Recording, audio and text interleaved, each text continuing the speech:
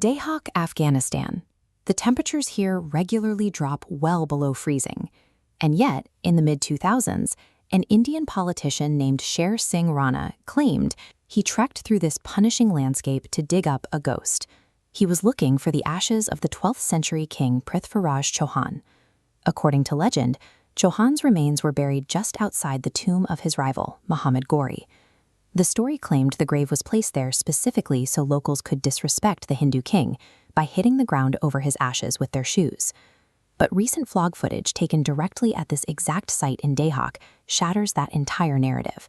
The structure that people claim is Chauhan's grave is actually just a low architectural wall.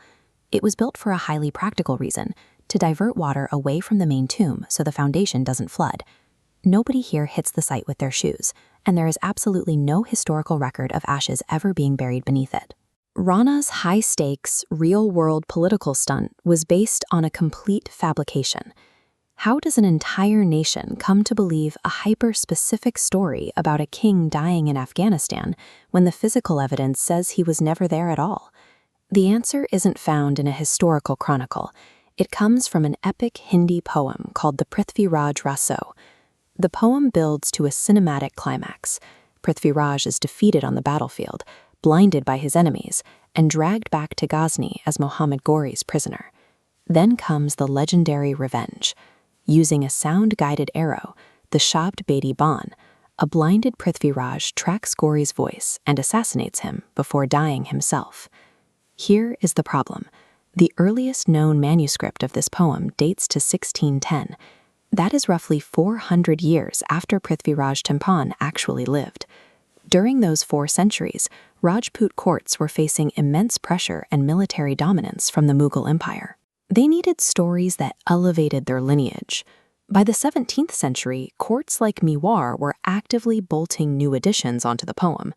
They wrote in fictional alliances, royal marriages, and spectacular victories to boost their own political prestige. The Raso is retroactive propaganda. It is a literary device engineered to reinvent a defeated king as an invincible, tragic hero.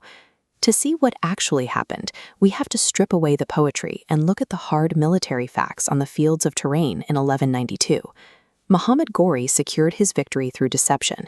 He broke the traditional military ethos of the time by executing a surprise dawn raid on the Rajput camp.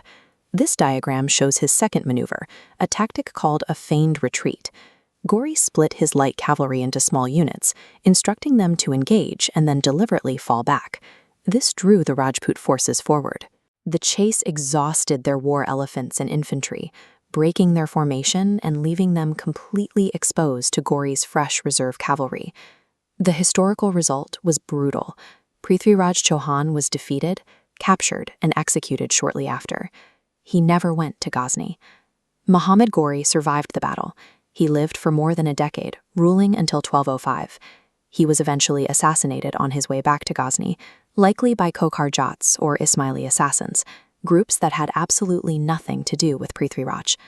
Real military defeat is messy and unheroic. The poem offered a clean, satisfying alternative, where the hero gets the last laugh, which explains exactly why the fictional version became so deeply ingrained.